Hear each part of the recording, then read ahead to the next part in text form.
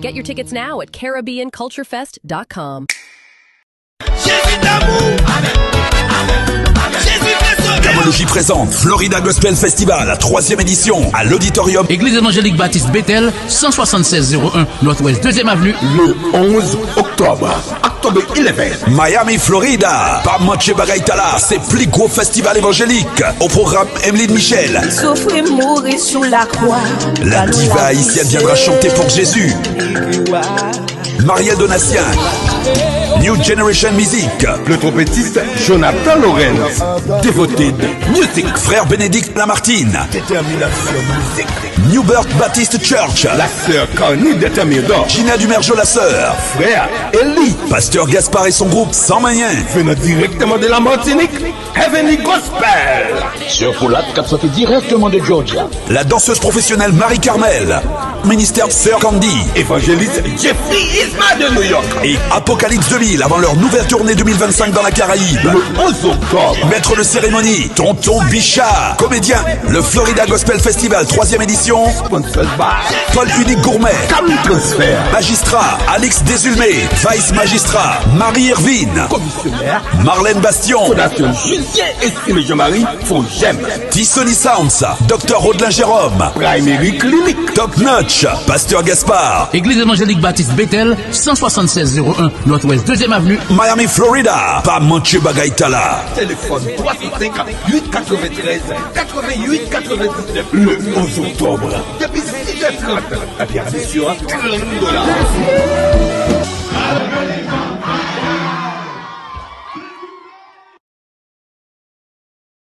Touche Douce photo and vidéo service, c'est bagaille bloquant, bagaille professionnel pour toute occasion. Mariage, communion, baptême, anniversaire, graduation, événements culturels et spirituels. Pas oublier ça, qui dit HMI, dit Touche Douce. Là, pas de foulaille. Manchez plume non et puis prenez les 786 277 1093 305 901 7700. Marchez dit ça. Touche Douce vidéo services, c'est image claire ou clairose. Service DJ sans danger. Depuis ces musiques Touche Douce ou à présent. Si m'pa vin di non, nous pas jamais connaître. DJ Paz, c'est tout un jazz. 786 277 1093 305 901 7700. Touche 12 photos et vidéos, c'est pas magie, c'est technologie gabagie. Qui sous marché hein? Easy TV avant n'a marché oui. Pour téléphone non 786 277 1093 786 277 1093.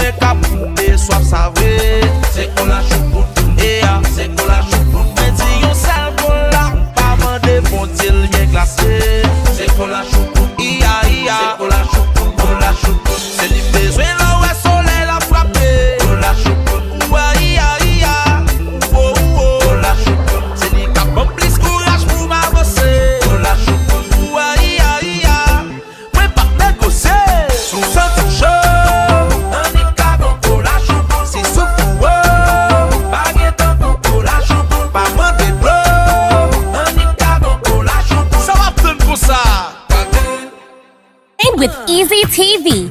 Stay entertained with Easy TV. Get your Amazon Fire Stick and Amazon TV box now. Over 400 channels from sports, the latest movies and videos, worldwide news, all the Haitian, Spanish, African, and French channels. And that's not all. Easy TV works on iPhones, iPads, and tablets. And also Fire Stick Cable Live TV. For more info, call 786-277-1093. Brought to you by Touche Douce TV Network. M'ta mangé yon bon manger. Nan manger la caille and lounge, wap joindre toute qualité manger créole. Bon ti akassan, chocolat, pain ak mamba, ak beurre, foscaro, maï ak foie ak morue, griot, turkey, poisson. Rete, bam kou yale. Eh ben, ton adresse là, ou ap joindre Manger la Caille and Lounge dans 148 21 West Dixie Highway. Ou bet al visiter yo. Yo nan un bel espace propre, senti bon. Yo ouvert 7 jours sur 7 de 8h AM à 11h PM. Ou carrelé yo dans 305 974 55 14, 305 974 52 76. Eh bien, maman manger dans la caille and lounge. Manger la caille and lounge, que du bonheur parce qu'on mange bien et c'est pour tous les goûts. La caille c'est la galette, pas carré.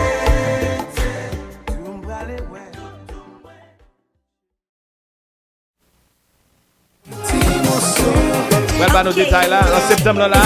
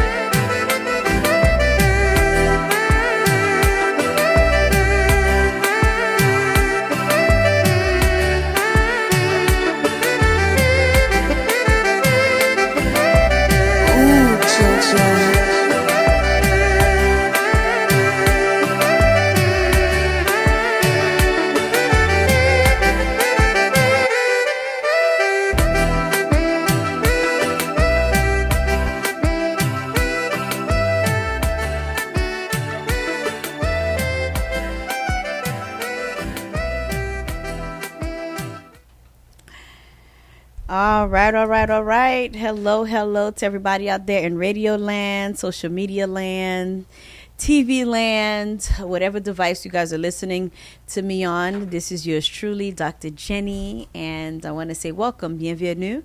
and this is Hot Topic Radio Show. And of course, chaque lundi soir, each and every Monday's night from 9 to 11 o'clock, you can find me doing Hot Topics. And tonight is the night. We're trying to slowly but surely get back to our regular schedule and our regular thing that we normally do, which is Hot Topics. We've been freestyling these past few days. But tonight I have a special guest for you guys that ouais, discuter I want to say a topic qui vraiment chaud. M'a connais si nous parler pour lui, but pour moun yo qui kon habiti participer, kon habiti attendre, you know, don't be shy, stay tuned. Numéro téléphone là c'est 305 600 5790. Numéro téléphone là encore c'est 305 600 5790 pour moun yo qui vle relé participer. Conservez numéro téléphone là, don't touch that dial. I'll be right back. I just want you guys to relax, chill, and get ready for Hot Topics. Call a friend, tell a friend, let them know Dr. Jenny's on the air. And if you're coming from work, coming from school, if you're going to work, you know, make sure you don't touch that dial and jam with me tonight. You guys won't regret it. Have a good night, and I'll be right back. All right. I am back. Yon lundi, reton lundi, with yours truly, Dr. Jenny.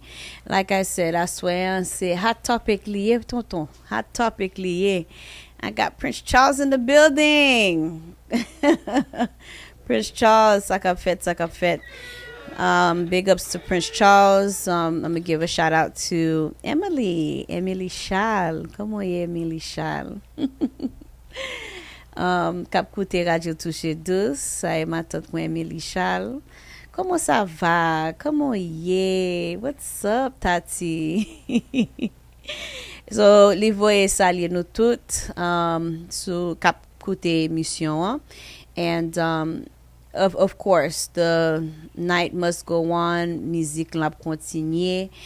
We're going to keep jamming. We're going to keep it going. Like I said, I have a special invited guest that's going to be coming on tonight, and you guys will not regret, because you guys probably missed this person. I'm sure you guys missed this person. So stay tuned. N'a continue avec musique yo, n'a quitter le marché. I'll be back, and nous parti.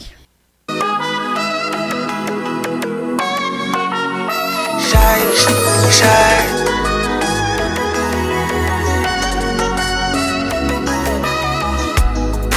I give you my all. Tu sais que moi pas.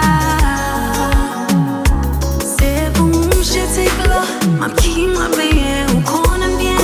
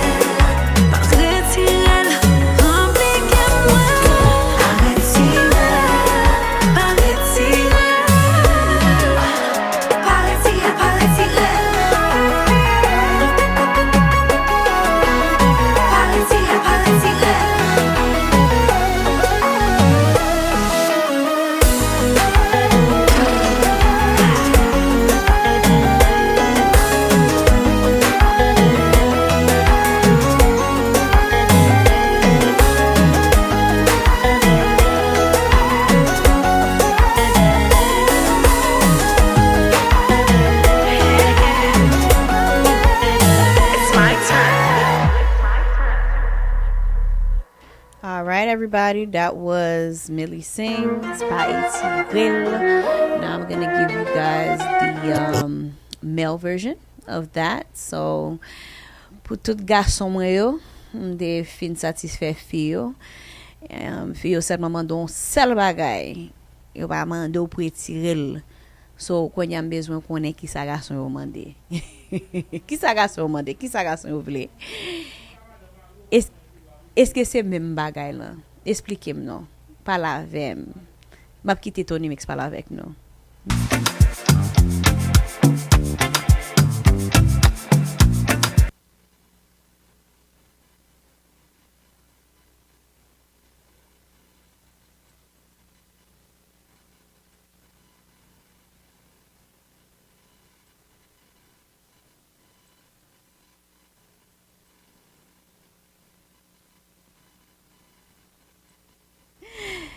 All right.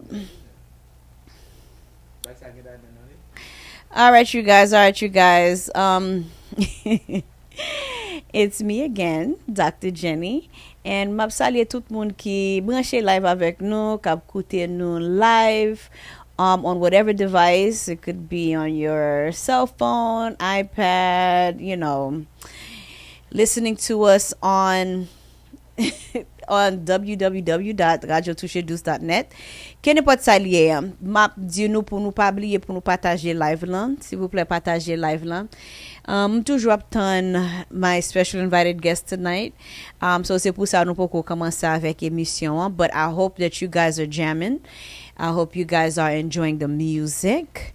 So I have special requests. Toujours gen moun k'ap rele, k'ap voye message, k'ap mande pour jouer des musiques, qui intéresse yo. So m'a dit nous que nous ka toujours faire ça.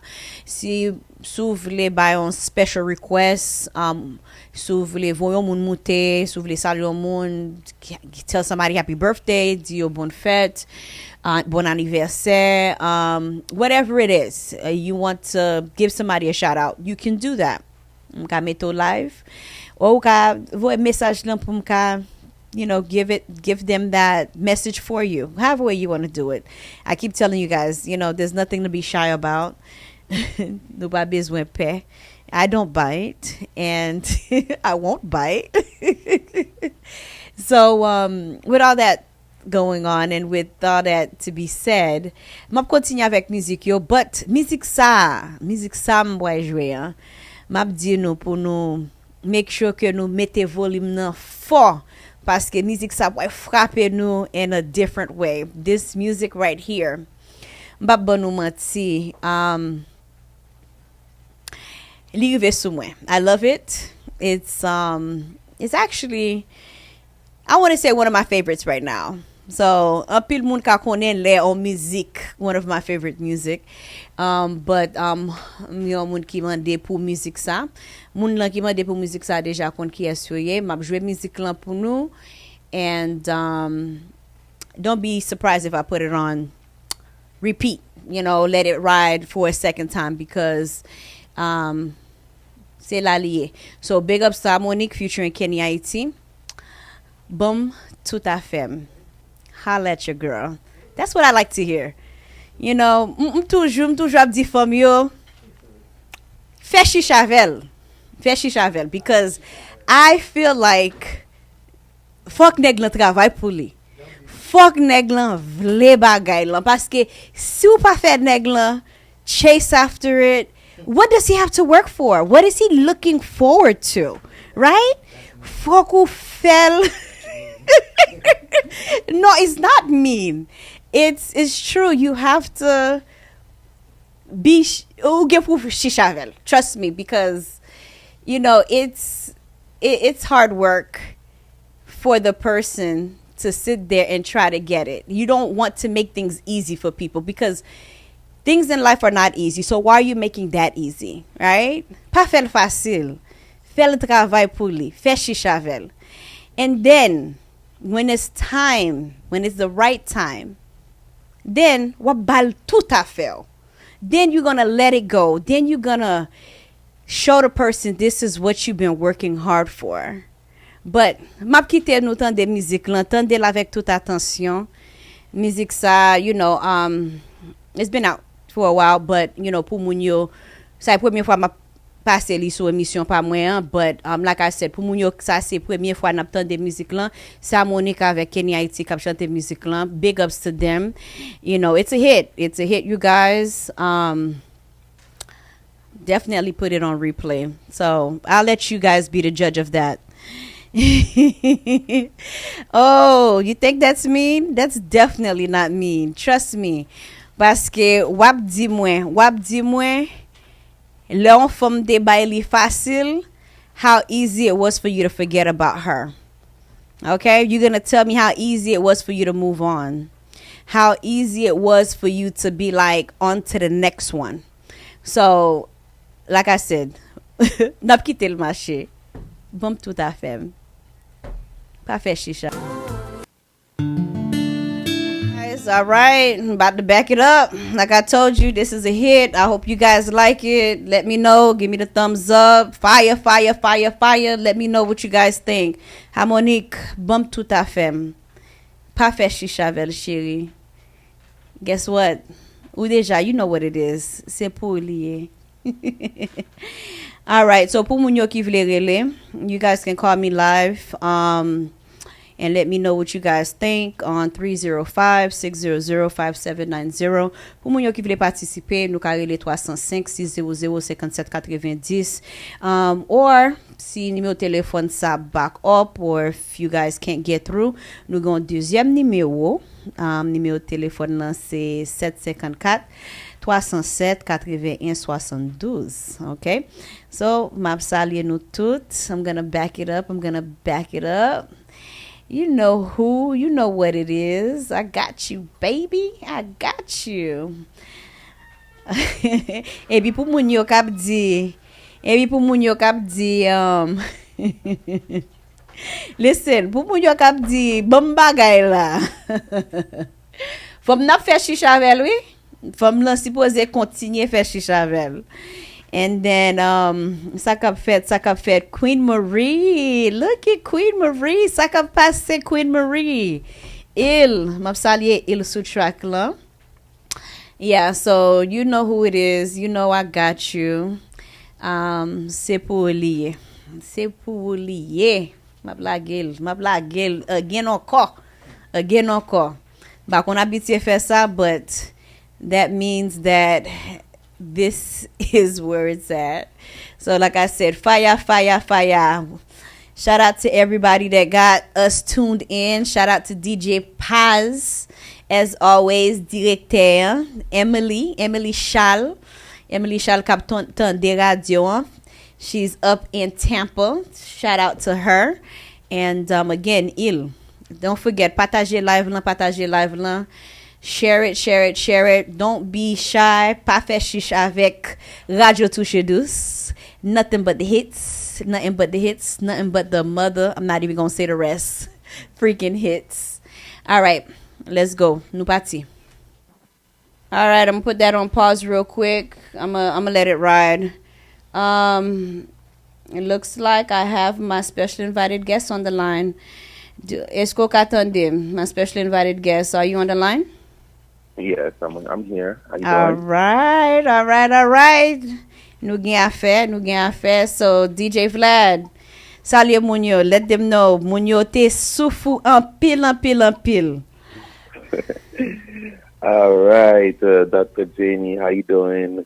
Ma profite saluer toutes fanatiques Radio Touche Douce, tous les amis qui online, yo, qui branchent avec nous, yo, tout le monde qui quasi dans 4 coins monde là, d'avoir une grosse salutation pour eux.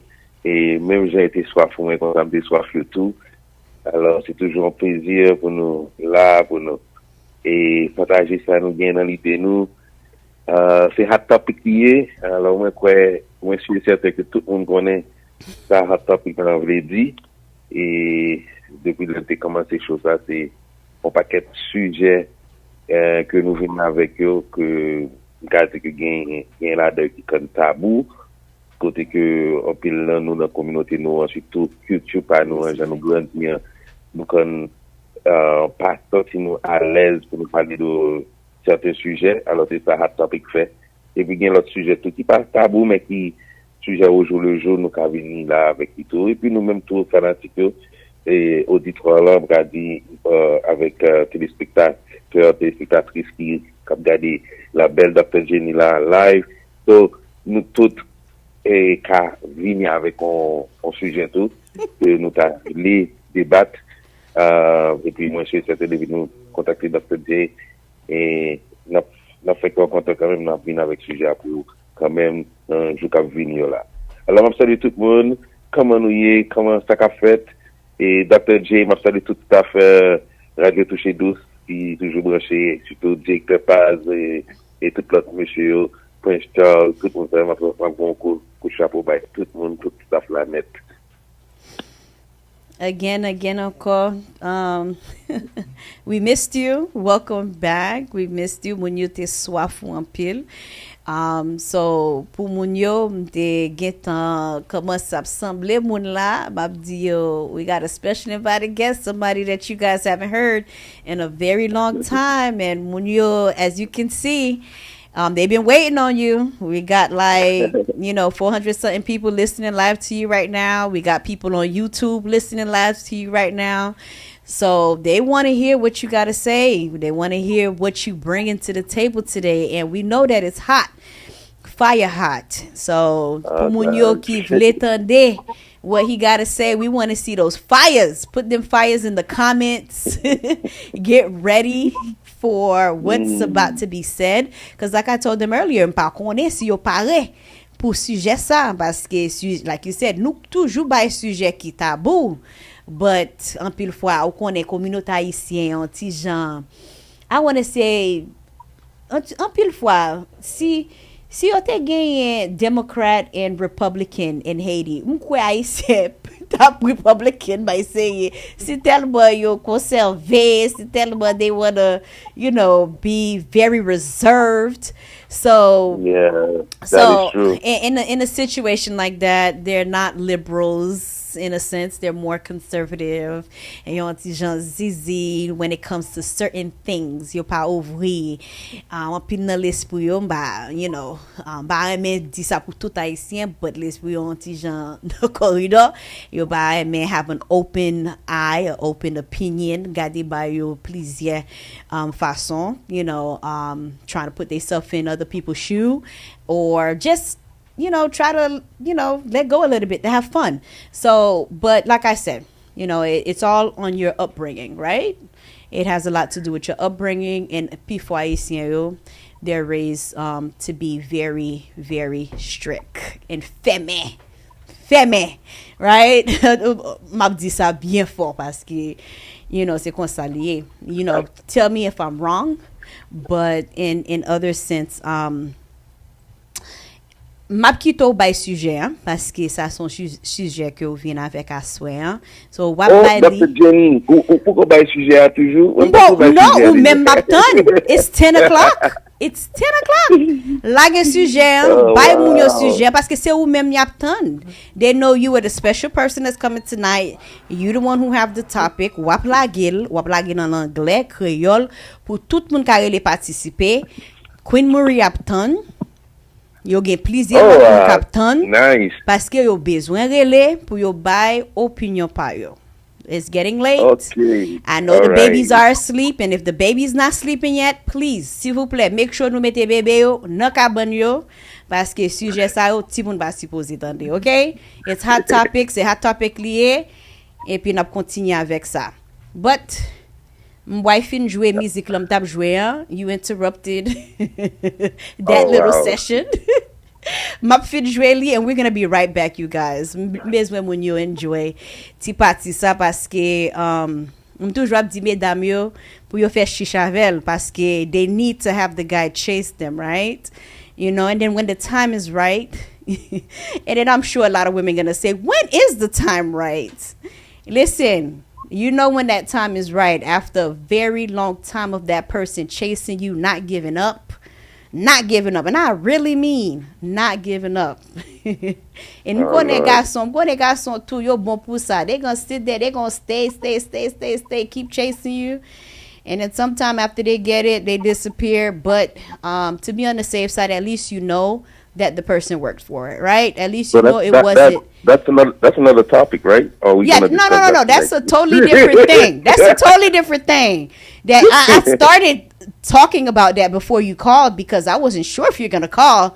So they commencé à parler sur ça avec mesdames yo, but at the same time, you know, when the time is right, you know, pas faire chichavel, wap connaît les moun lan, is the person I guess that you want to give it up to, and you know, le fin by moun lan, just make sure you you know, c'est pour yo, yeah, it's for that person. Keep it for that person. That one and only, right? Tout à fait. All that he's been working for. So we'll be right back, you guys. Je souhaite que nous pas déplacer. We'll be right back. Fin de musique là. Et puis, n'a venu back avec sujet. So stay tuned. Conserve numéro de téléphone là 305 600 5790 is the phone number where you guys can reach us. Si numéro de téléphone ça pas travail, m'gon un deuxième numéro de téléphone nous carrelé 754 307 81 72. So, I'm going to say it in English 754 307 8172 for all my English listeners. Don't go anywhere. Stay tuned. We'll be right back parce que besoin messieurs dames k'ap koute yo pour yo connaît que yo gon lè pour faire chichavel et puis yo gon lè to just let it go. Bay moun la tout à fait, all right? It goes both ways. Let's go.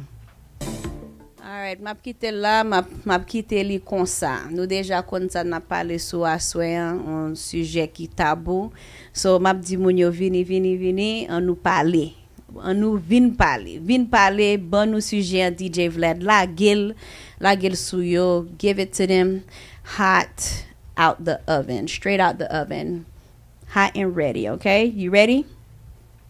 Alright, so bon, finalement un peu moun qui t'a souffri la que je connais de qui ça nous va parler à soir là.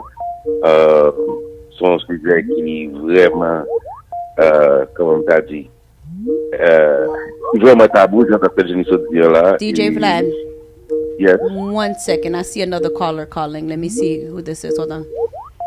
Right. Radio Touche Douce, you're live. Good evening, Dr. J. How are you? Oh, hey, Queen Marie. Nous pouvons commencer, oui. Si j'ai un peu. Oh, Prince. I'm trying to catch up. I'm like, I hope I didn't miss anything because I was listening to the music, but then I said, yeah. Well, if you want to stay on the line, you can, because DJ Vlad is about to give the topic right now. So if you want to stay on the line, you can be the first person to give your response. But we missed you. Welcome back as well. We haven't heard from you in a minute. Welcome back. Yes. Yes. We miss him too. It's been a while. All right. Mikwopu, DJ Vlad. Mikwopu. Sorry about that. All right. No problem. Hello, Queen Marie. How you doing? It's been a while. So, on va saluer tout fanatique encore. Bon, on a des sujets parce que ça fait nous la guerre là. Bon, c'est on va parler de open relationship. Pourquoi c'est que il y a un peu de monde qui peut-être qui entendait parler de lui, qui pas comme ça veut dire et qui danger qui la donne, qui bénéficie qui la donne. Alors c'est de ça que nous allons parler.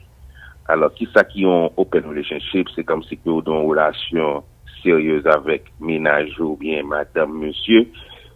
Puis quand il y a là nous venons en tant côté que madame nan qui doit choisir pour lui en affaire avec l'autre monde et puis Marie a tout cas choisi en affaire avec l'autre monde, mais ni madame ni monsieur ni ménage tout le monde d'accord. OK, tout le monde d'accord côté que et si on vient apprendre que madame a trompé ou bien Marie a trompé, ça pas vraiment ébranler parce que il était à parler sur ça que il y a pas de problème avec ça. Mais pas oublier toute bagarre un principe. So, que des fois, il quand dit OK, ba un problème non qu'on grand monde. Et puis me connaît deux monde ça, pas un problème pièce. Et puis quand il y a là ça qui kan passer, madame non bien monsieur kan fait des ordres dans le sens que yo kan violer principe là. Au lieu que y a un grand monde sous côté, il y a plusieurs monde sous côté et puis c'est là ça qu'on y a quand commence à venir problème. Qui vient cause que qu'on l'homme t'attendait et au tragédie passé dans nouvelle côté tragédie était passé c'est parce que et madame nan avec monsieur a été d'accord pour être dans un open relationship mais principe que tu gagné c'est que yo gen droit faire affaire yo mais avec un seul monde. Donc du fait que madame nan lui-même alors cas ça c'était madame nan qui fait des autres nan côté que madame nan madame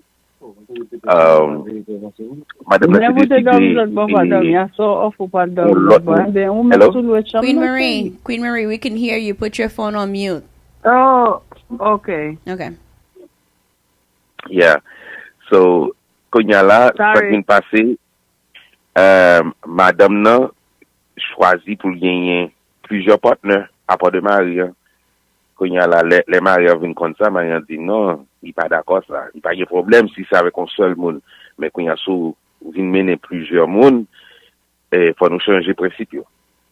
So, quand il y a la madame n'est pas d'accord, ça vient faire, il prend plusieurs qualités boissons, clairins, ça nous gêne ouvrir il boit plusieurs bagailles, il joue sur ça, et puis quand il y a là, fait discussion, il réalise, il tire Marie.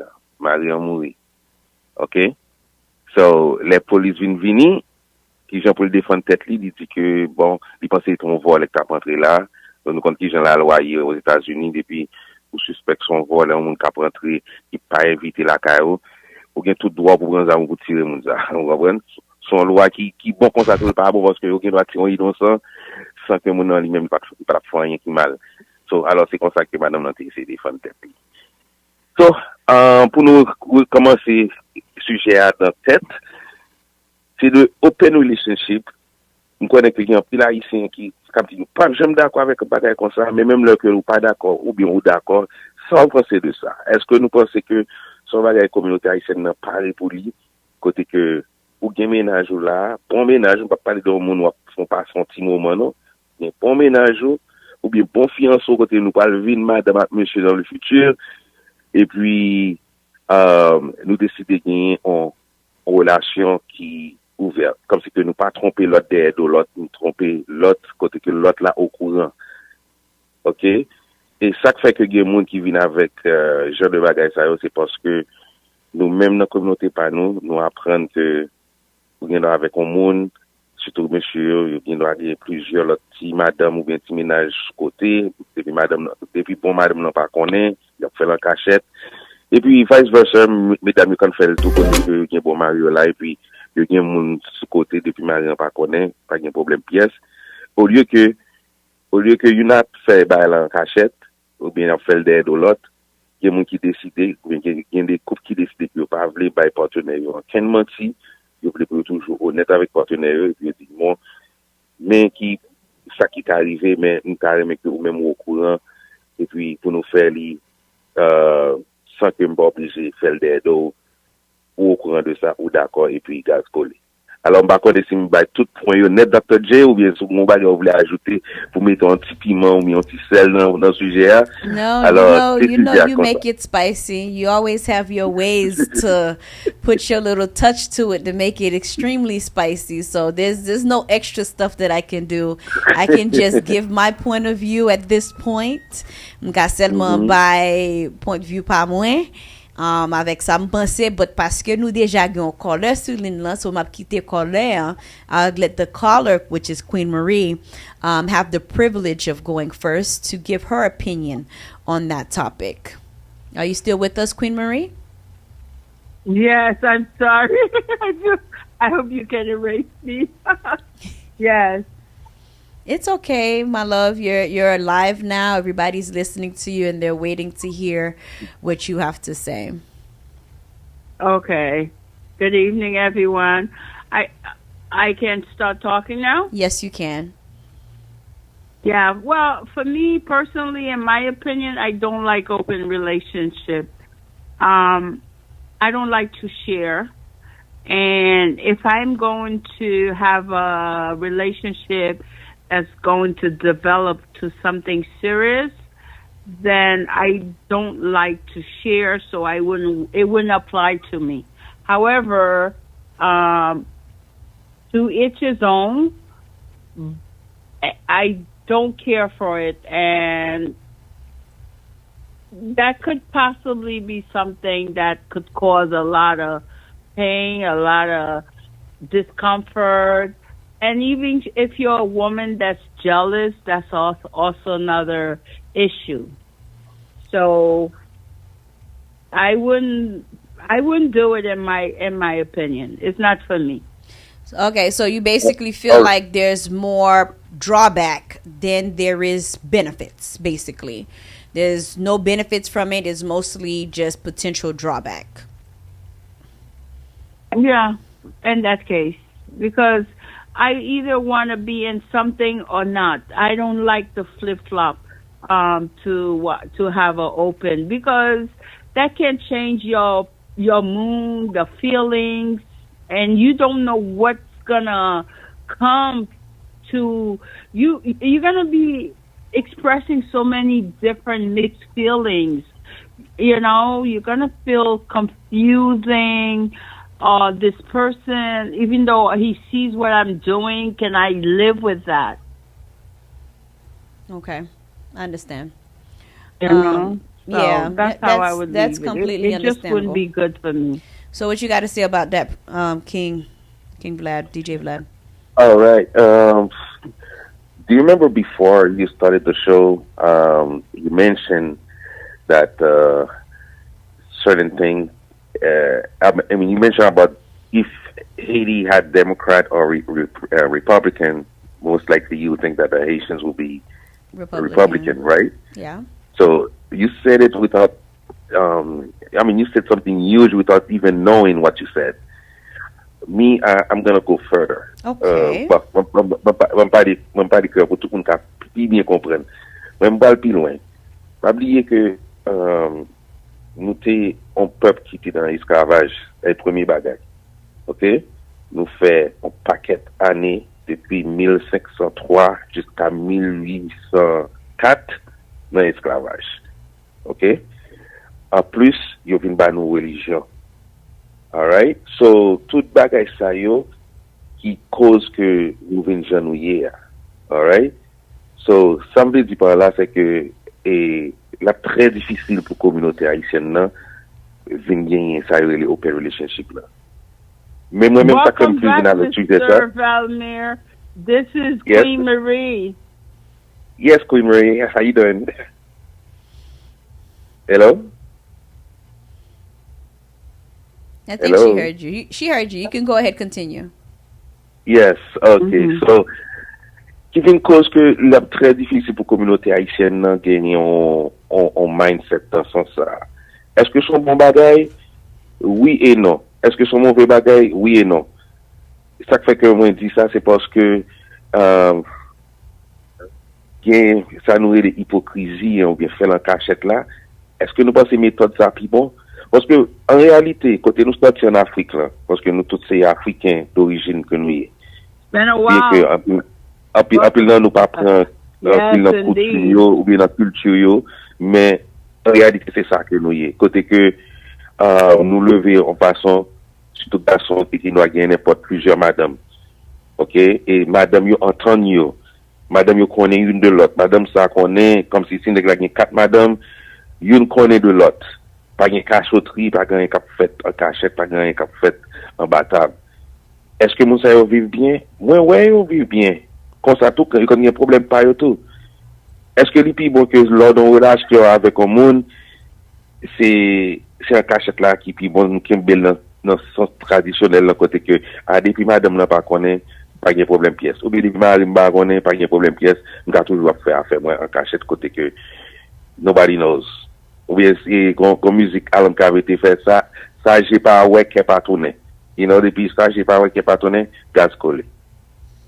So that's my input to it. So I don't know what you thinking, Dr. J, because I know you're always processing so many things. I do process things differently, and d'ap suivre avec un peu l'attention. So I really appreciate you giving your point of view and the history, because I wasn't really too into history growing up, but mwen metandil. Ou kompren sa map di même si m'pat vraiment so into it, I like to know about some of those things, especially now that, it's good to know a lot of things as we grew up, what was and what wasn't.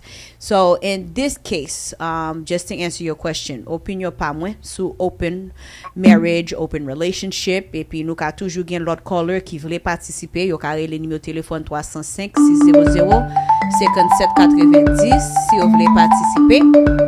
It looks like I have another caller. Or is that DJ Vlad calling back?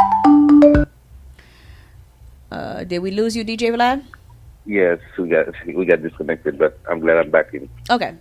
All right. So again, what I was trying to say was, with all of that being said, my views, because of course I can tell you some of the things that I feel like that would be a benefit. Sa ka beneficier non moun ki fè sa, sa ki ka yon drawback, like I was saying to Queen Marie, which is a negative, something that would cause issues, something that would cause jealousy, just like how you mentioned earlier, kote Madame Lanti and Marili, paske the things got hot and heated. So there's some good things, there's some bad things, and at the end of the day, tout bagay se komunikasyon. Tout bagay se pale avek moun lan ke ou ye. And sou konen ou son moun ki gon problem ou pa ka kitel nan pantalon, you feel like, you have to have that itch, you have to have somebody else, and moun lan ke ou avek lan pa d'akor, then obviously that relationship obviously is not for you, because that person's not gonna feel happy, that person's not gonna feel like they're supposed to, the way they're supposed to feel, which is loved, and they want you, like Queen Marie said, I want to be that person. I don't like to share, I don't like to know that you're with somebody else and giving somebody else my sugar, right?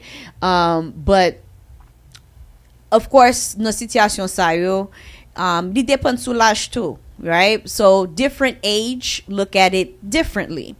Ka gen moun ki pi gran, et puis yo we bay lan diferent pase, couple ki, pi jen. And in situations like that, like I said, le ou gen plus komunikasyon, li ka bo onti jan plus freedom, right? In some kind of way.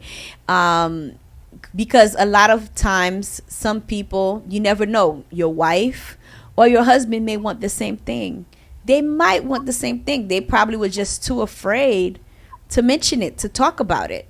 But like I said, open marriage often needs strong communication, clear boundaries, mutual trust, and I want to say, pou moun lan konen tou, pou yo pa gen ken jalousie, pou moutre moun lan that, you're still number one. This other person is just a fling. This other person is just somebody that's there for, I don't know, a moment, but you are always here. You are always my number one. I'm always going to come back to you. I'm always going to come to our bed. I'm always going to do what I have to do as your husband. So, but like I said, that's just me just talking away. So I mentioned the benefits and the negative. I'm going to go into the benefits of it from what I think, and what some people think that would be good. For some people that do it, yo pense que raison li bon pour yo faire li parce que li yon ti jan enhance sexual relation yo, right? So some people think it's passionate. Some people think that it's a stagnant sex life, and they feel like it's one of those things that makes them, I don't know, probably be closer to one another because of this thing that they do. They do it together at times. So, because because even though they say open marriage, that doesn't necessarily mean that you do you and I'm gonna do me. Sometimes these people have rules and they do it together. They go, yo aller ensemble and they yo fait. Comprendre, ça veut dire moi là, moi ouais ça ka passer, m'a dit moun là mais qui ça pour le faire, mais qui ça pour le pas faire. So yo gen moun qui fait li parce que ça son façon pour deux moun sa yo enhance relation pa yo. That's how they enhance their sexual relationship, because they feel like, you know, this is something that makes them feel more connected and probably make their marriage work. Okay, so you do what works for your marriage. Mba vle di son mauvais bagay liye, but moun ap fè sa yo ka fè pour faire mariage pa yo travail. Tout moun mariage pa vini avec un handbook. There's no handbook on how to raise a kid. There's no handbook on marriage. You make the rules, right? You do what works for you. So, like I said, better communication. So, open marriages demand a high degree of open communication about feelings and needs. Faut qu'on gagne une bonne communication pour dire madame ou mari ou qui ça vle, comment senti ou. You see what I'm saying? So it demands that, right? Especially when you have an open marriage. So personal growth, right? Ça sont l'autre bon bagay qui là dedans tout. So les livini pour personal growth. Of course, là wap connecté avec moun différent, right? Wap connecté avec different people. So it's on façon que wap expand your social connection. So you're doing different stuff. So it's making you grow differently. You're learning different things at different times, because all of this is still a learning experience, right? Wap ou ka rencontre un l'autre couple moun sa yo fou, right? They probably willing to do some crazy stuff that you guys are not willing to do. So it's still a learning experience to know what your limits are, to know what you got going on, or whatever the case may be. And Paz. Sous même topic ça. Yes, go ahead. You can add to it. Dr. J. Vous m'êtes parlé, oui? Yeah, sous même topic ça, il y a une histoire que moi t'étendais. Qui marché pour eux, côté que c'est un couple, ok, c'est deux mondes blancs, ok, sont couple, monde marié, et puis il était même à l'en bar. Ok. Donc quand il y a là dans bar, il était même fréquenté et puis il y a une l'autre belle dame que couple noticed at the bar. So du fait que madame et monsieur ont open relationship, so quand il y a là madame n'a dit wow, dame ça est en forme oui. On va le checker. Il a dit, pas de problème. Et puis, vraiment vrai, et madame n'a, elle checké dame n'a. Et puis, dame n'a d'accord. So, quand il y a là, il y a tous les trois, on a dit, ils viennent habiter ensemble. Ça a duré presque 3 ans, jusqu'à ce que dame ça vienne du couple là, que bon, merci pour toute bagaille, il était pas son bon 3 ans, mais quand il y a là, il besoin de moun parle, il besoin de moun parler, il pourra le déménager. Et puis, couple là, comprendre ça, il dit, ouais, nous comprenons toute bagaille, et nous pas de qu'on a fait tout le temps ça avec nous, mais merci tout pour tout le temps ça, et puis, porte-nous toujours ouvert pour vous, so whenever vous voulez tourner back avec nous, you're welcome. Et puis, quand il y a là, ça qui est passé, et même couple ça, il retourné dans même bar là, il était venu joindre l'autre monde, et même scénario a passé, et puis il vient prendre l'autre monde qui vient ajouter dans le couple, que madame a monsieur a aucun problème avec ça du tout. Ouais, il y a des gens qui marchent pour eux, et côté que le marché pour eux tout, et avantage que vous pouvez joindre tout, j'aime quand dire, et si vous même vous qui clean, mais clean caillou chaque jour, so, à ce qu'on est lundi ou clean caillou là, mardi, l'autre monde clean caillou là, Lauren, so, you don't have to do all the work by yourself. You have help. So, I don't know, ladies. Et de me comprendre si j'ai ça, parce que si j'ai ça en pile, et me connaître la communauté, nous, en pile, moi qui pas d'accord avec elle, mais il faut retarder parce que son bagage est fait, en pile culture fait, en pile, l'autre nation fait. So, bien que nous-mêmes, nous toujours dit nous-mêmes, nous sommes une nation qui est unique, nous ne pouvons pas copier tout ça étranger à faire ou bien tout ça l'autre on a fait, mais en réalité, nous tout à vivre dans le pays étranger, ça veut dire qu'il y a un pile haïtien tout. Comment c'est, nous qui n'a pas connu, qui dans ce genre de relation, nous juste pas connaît, parce que nous gens senti embarrassé pour ta même, si ça dans, avec un bon ami, aller ouais pour public là, vous comprenez? Donc, c'était, ça me voulait partager avec nous de sujets. So, I don't know, ça nous passe. Well, I still want to also provide the drawbacks, like by negative, just my opinion on what I think some of the negative things are when it comes to that. So, of course, we déjà parlé sur jalousie, right? The insecurity. So, ça add on genre de complexe dans situation, right? So, les anti-gens vont cause un problème dans relation because, of course, jealousy is not a beautiful trait.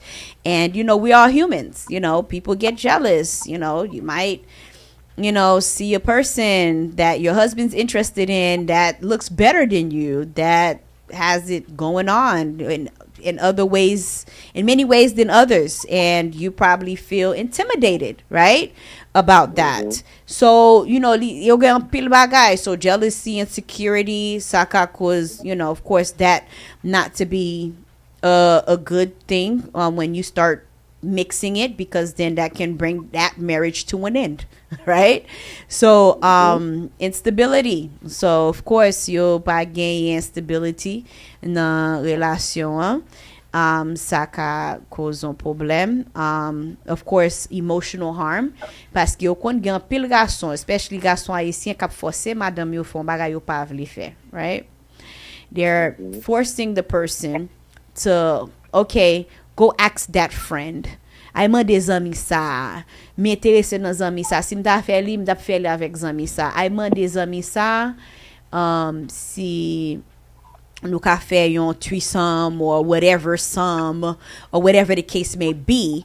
So, ou genyen nèg, ou genyen mari kap force madame yo fè se de bagay ke madame yo pa intéressé fè. Nonsense. And so emotional harm. So if you putting your relationship at risk and of your partner also falling in love with somebody else, right? M'de kon toujou parler sou ça, nous te kon parler sou, something similar to this. Would you do a threesome? Because you never know si Mario will fall for that person that you guys brought into the picture, or si madame ou ap fall pou lot moun lan. Ou kompon sa map di?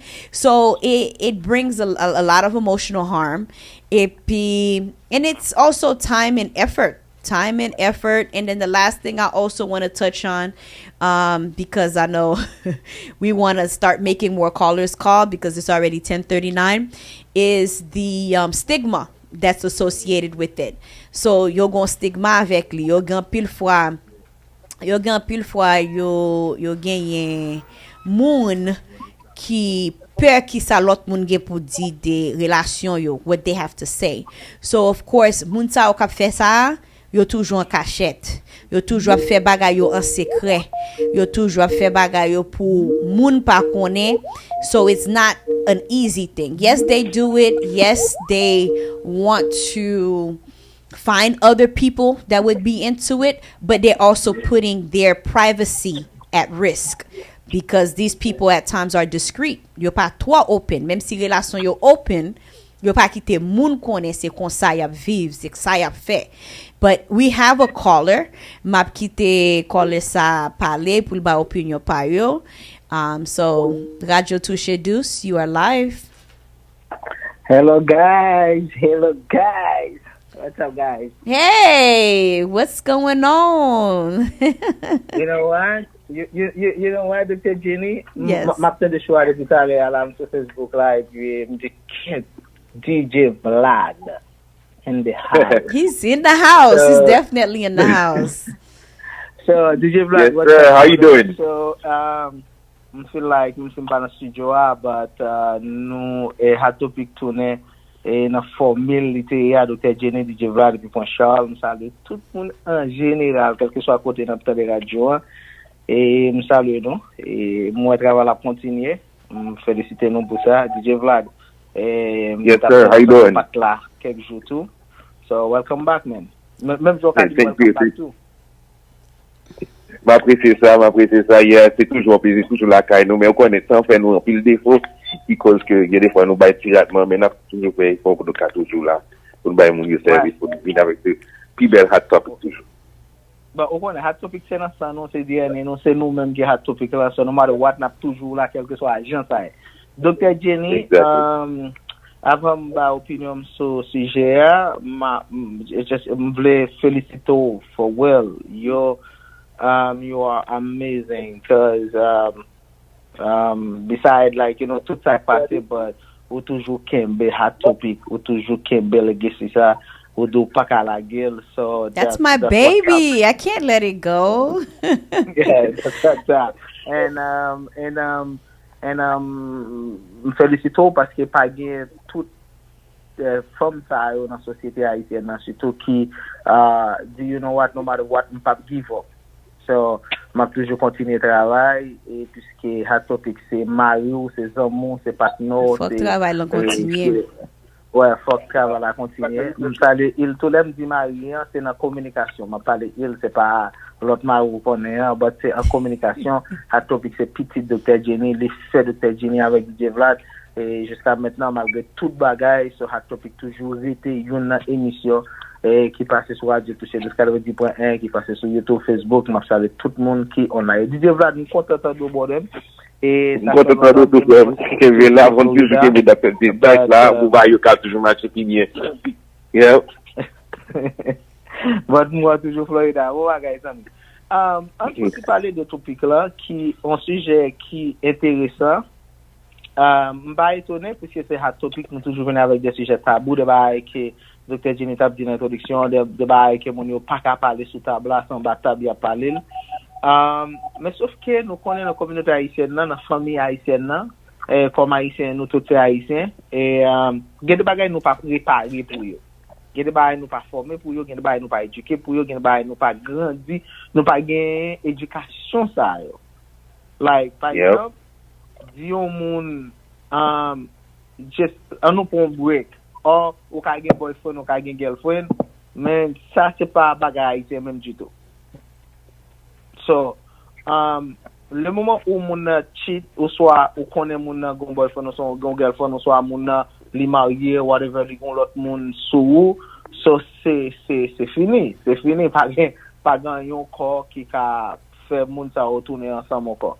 So, malgré quand tout le monde qui a souffert, qui connaît madame yo couche avec X ou Y, ou soit connaît mari yo couche avec l'autre monde, mais par rapport à tout le monde, bien, asset yo gain, that you know what, so, yo pas de kiffer moun nan, whatever, but, ça a été comme une cicatrice, ça a été comme une douleur, dans quel moun ça, chaque lèvre a mangé, l'idée, il garde Marian, l'idée, just swapper sur Mario, so, il garde madame nan, il dit, oh, madame, moi, ça fait assise, en bas DJ Vlad, ouais, ça dérange pour tout le reste.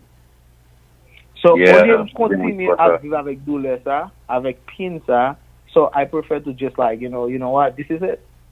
So, nous pas gain pour avancer. So, là, pas gain confiance, ou soit, gain de bail dans la communauté haïtienne, dans la société pas nous, dans la famille pas nous, étant que haïtien. Et, si t'as beau dire au monde, you know what, bon, nous just, okay, dans ça, ou gain boyfriend, ou ça, rien, but ou pas qu'à get des boyfriend, ou pas qu'à get des girlfriend. So, ça, yo, c'est un petit genre, ils sont bien dans un peu l'étranger, peut-être qu'à pour des radios là, mais nous-mêmes, as Haitians, ça passe bien pour nous-mêmes du tout. So, c'est hot topic, l'important pour nous parler de ça, puisque c'est, même si pas un pile dans la société haïtienne, but, you fell. They do it. It still exists. They do it. Exactly. So, si son bagay qui existe, nous devons parler de lui dans hot topic. No matter what, c'est même son seul monde qui a fait dans la société, depuis l'existence, nous devons parler de lui.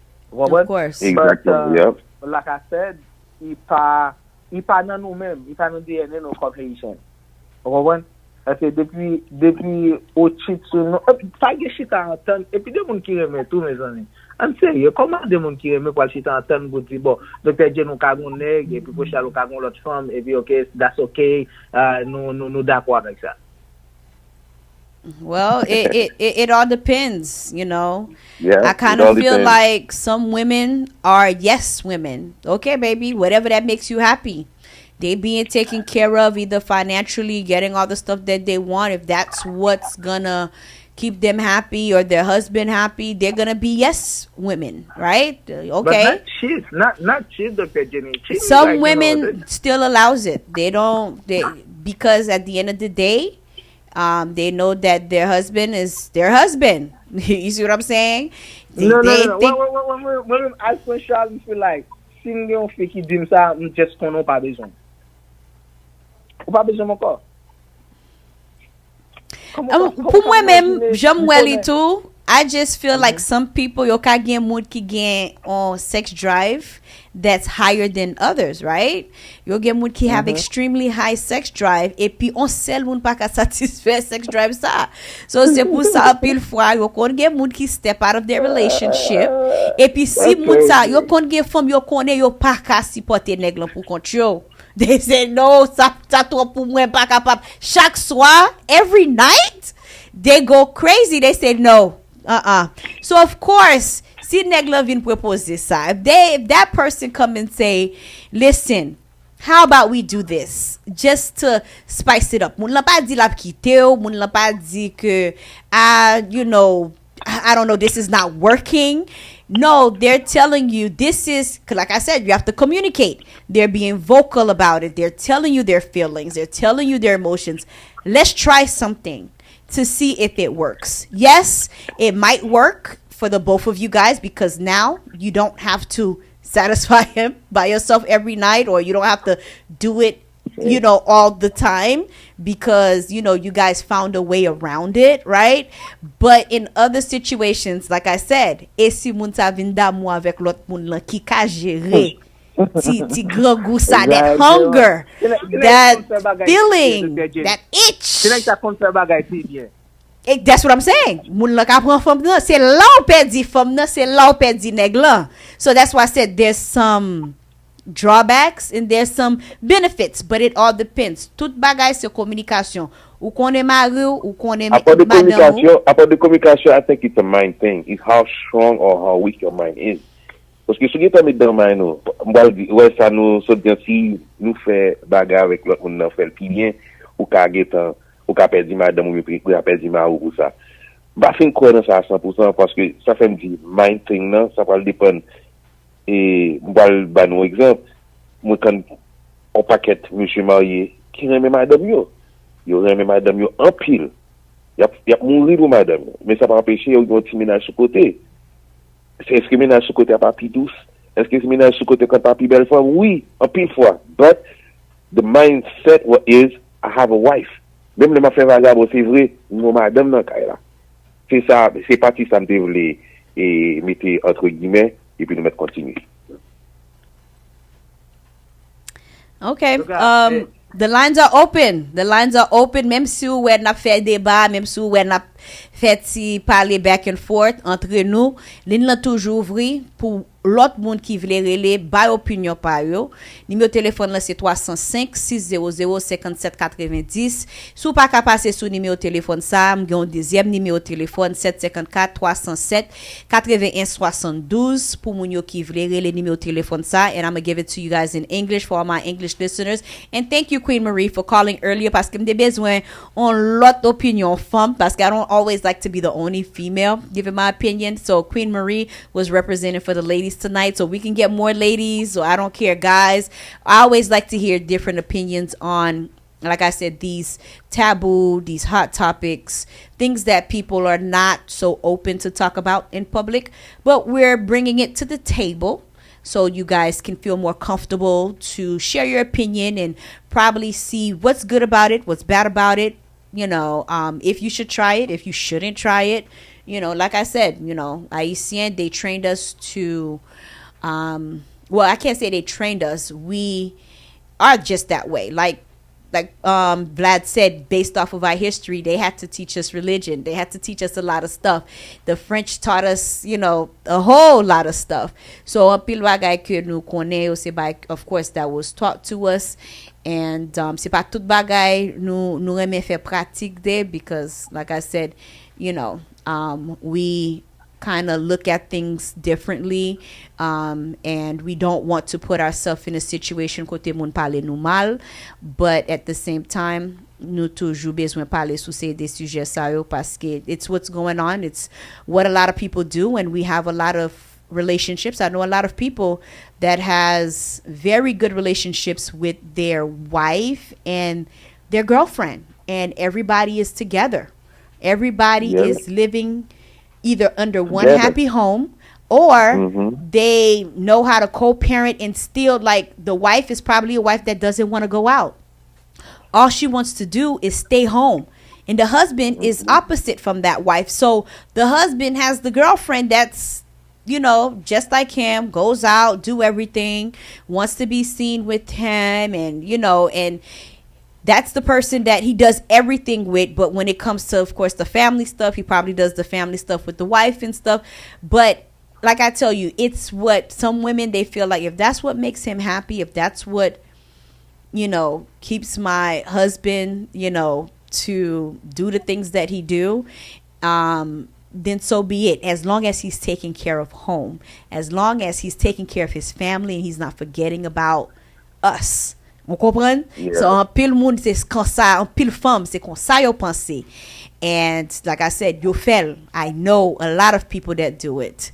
And you know, to each your own. That's what they want to do. That's what makes their marriage work. Parce que madame là toujours là, mari là toujours là, they're happy.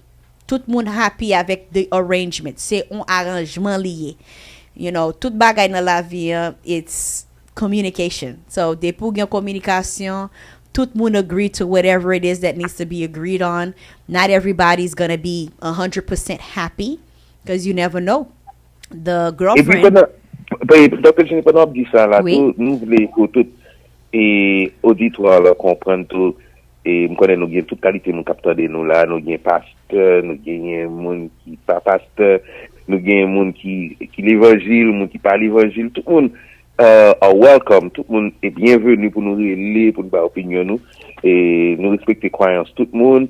Chaque monde doit avoir en l'autre façon, surtout le monde qui d'évangile là, c'est pas comme ça du tout, parce que la Bible dans tel verset dit bah ça c'est abomination. Monde qui pas tellement croire dans la religion, il doit dire bon c'est bagaille pour nous foutre, parce que qu'est-ce qui te bat nos religions, c'est blanc yo, est-ce que faut nous prendre tout ça blanc te bat nous, est-ce que c'est ça nous y est vraiment, est-ce que c'est identité nous vraie, ou bien faut nous chercher connaître qui vraie identité nous, parce que les moi même essayer chercher connaître qui vraie identité nous, les m'a regarder culture monde africain, en pile monde qui musulman, en pile monde qui arabe dans Middle East là. Moun sa yo gon l'autre culture, gon l'autre façon que yo fonctionner, et que moi ouais qui marche pour yo. Par exemple, on connaît en plus non pas d'accord avec non, ben m'a dit bagarre l'argent hier. Il y a des cultures côté que nèg la gagne 4 madame, et côté nèg la gagne 7 madame. Mais yo gen principe pa yo tout. Côté que nèg la gagne 4 madame là, faut nèg la ka occuper tous les 4 madame yo même genre s'il a acheté une machine pour madame ça, il suppose qu'il a acheté 3 machines même genre pour l'autre 3 madame yo. OK, so yo bon gens yo entend yo, et côté que tout le monde contrôle yo dans relation ça. Par contre, si nèg ça lui même il pas faire en cachette, et l'autre madame n'a pas connaît, pas bien vite cassé, pas bien flat tire, ka gen même moun mouri, et parce que peut-être on menti, peut-être et mon t'a vivre double life or triple life, et madame non monsieur pas connaît. So ça ka vinn créer un gros lobby. Comme ça tout, mais tout le monde connaît tout le monde connaît place yo, moi ouais que culture ça yo, moun ça y a bien vivre. Est-ce que culture ça yo pi bon? Est-ce que c'est racine nous que lié, ou bien c'est ça occident ba nous, c'est lui-même n'a pas obligé adopter une femme pour un garçon pour une femme, c'est comme ça la Bible mandeli, c'est comme ça le supposé. So, ça sont gros tonton débat, t'as souhaité que tout le monde qui branche radio là, vite ba opinion nous, pas yon cap juger, et nous tout respecter opinion chaque monde, et puis c'est comme ça que n'a PC faire marcher. Alors Dr. J, Prince Charles, bay mon numéro de téléphone nan plus souvent pour carrer pour participer, s'il te plaît. Again encore 305-600-5790. That number again is 305-600-5790. L'autre numéro de téléphone là c'est 754-307 8172 et puis en anglais c'est 754-307-8172. So for those of you that want to participate, like I said, don't be shy. We want to hear your opinion. We want to see what you guys think. If you are in that current position and you want to tell us how it works for you guys, how you guys make it work, so to keep your relationship from falling apart and from this person from being jealous and whatever the case may be. Okay, bye. Some people some tips, right, on if they're interested in doing something like that. But like I said, nous pas passer jugement. We're not here to judge anybody. We listen, we don't judge, right? So we just want to make sure that you guys know that we're just here pour nous passer l'air, pour nous parler, and basically just talk. We want to hear what you guys have to say. Go ahead, Prince Charles. Dr. Jenny, m'bral Céline Pamna, juste pour qu'elle permette personne de participer dans le débat. Conclusion m'a just dit nous ou pas partager sans besoin. Et depuis qu'il y a partage dans les qu'on n'a pas besoin encore. So les garanties sont plus faciles pour une fille qu'on est marié le coucher avec une autre fille et pour vivre avec elle, mais là on est qu'on est cap manger dans mon jour là. So it just what it is. Ça sont hypocrite. Ou pas qu'à be like that, because you can't have your cake and eat it too. You can't have your cake and eat it too. If you doing it, you should be able to allow her to have her fun too. Dr. Jane, complétation chose, moi l'expliquer. Oui, il capable de façon hypocrite, oui, même pas le jour. Qui ça exactement pour chose dit par là. Nous mêmes garçons, vous savez talent petit tout le, on doit gagner bon madame moi là et il y a plusieurs petits ménages sur côté. Même l'autre ménage là plus en forme, plus sexy, plus belle, plus douce. Mais on mettait bagarre là clair sans filtre. But moi still connais it's a mind thing. Moi gon madame. Et madame moi mais l'autre monde yo c'est juste m'a chilling avec. All right? Compared to the woman, la majorité des fois l'autre fille a trompé nèg là, the mind fille qui t'a pas besoin nèg là encore.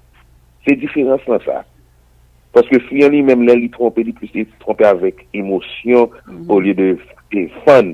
Ou fait des femmes qui fait oui parce que m'était ouais ça dans bagaille by Maury on le et côté bagaille ou son époque il était quand by light detector test yo dans chose ça yo et moi j'étais étonné parce que c'était une madame qui t'a trompé mari en pile et madame ça était un very high sex drive et puis le moment de madame est-ce qu'on remet mari parce que ou tromper mari avec plusieurs nègres est-ce qu'on remet mari madame a dit oui moi je pense que madame n'a pas le faire de la detector test and she pass là elle dit oui remet mari là c'était et test là montrer que il passait test là il vraiment remet mari mais il juste un problème high sex drive il pas arrêter avec un seul Gilles Bréis faut y plusieurs Gilles Bréis c'est comme ça me comprendre bagaille là et voilà on donne mon numéro de téléphone encore si me connaît il y a plus là de qui là moi m'a pour aller et faut que m'aller me quitter mon espace là en tout cas messieurs dames Kembe là m'a dans studio à live soon parce que Dr. Jenny parle pour moi Charles so the teams là nous tout a tourné back Vlad m'espère qu'il va prendre ensemble avec nous et puis nous continuer de travailler là-dedans. That's right, man. So Kembe là bien content de et puis on Kembe hot topic be stronger than ever. All right now, that's what I'm talking about. I like the sound of that. So, numéro de téléphone encore c'est 305-600-5790. M'a dit Prince Charles merci parce que il était participé. Et puis Konya n'a pas senti musique just pour nous kind of even it out. Just to kind of even it out a little bit. I am also Gonna give the other phone number for those of you that want to call the other number instead if y'all can't get through the first line. 754-307 81-72. C'est deuxième numéro de téléphone là. So konya ça m'a fait pour nous voyons un petit de l'eau. All right? So for those of you that that's feeling the topic, nous voyons un petit de l'eau sur nous. M'a fait faut pour me lever nous parce que we need to kind of wake you guys up parce que I thought you guys was up. Nous pas qu'on lever. Wake up. Vini parle avec nous. Let us know what's on your mind. Let us know what you think. N'attendez Yanni avec Florence voyez de l'eau. Tony Mix that done too. Holla at your girl.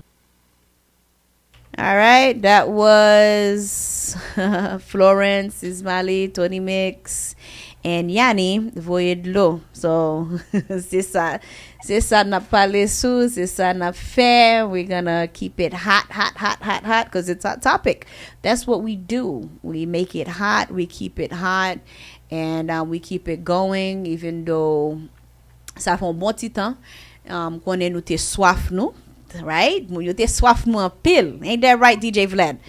Moun yo te soif nou an pile. Yo pa tande nou. Yo mande yo. Gen moun kap di sak passe avec hot topic. I just been freestyling. Just kind of, vibing. I'm still keeping it hot. But at the same time, not too much engagement. Engagement pas vraiment là. C'est seulement just women kap parler, kap bay conseil. That's what it was. It was hot topic, but hot topic, please conseil. And it was like always my Dr. opinion. Phil. So yeah, like Jenny, a Dr. Phil. Dr. Jenny, Dr. Phil. That's exactly what it was. So with all that being said, I just like to thank tout le monde qui était partagé live là, qui était participé, qui put comments underneath the live, and for those of you that remain faithful and true to Hot Topic Radio Touche Douce, fanatique qui était la ferme, qui était la strong, qui pas font pas dit non, ça c'est mon homme yo.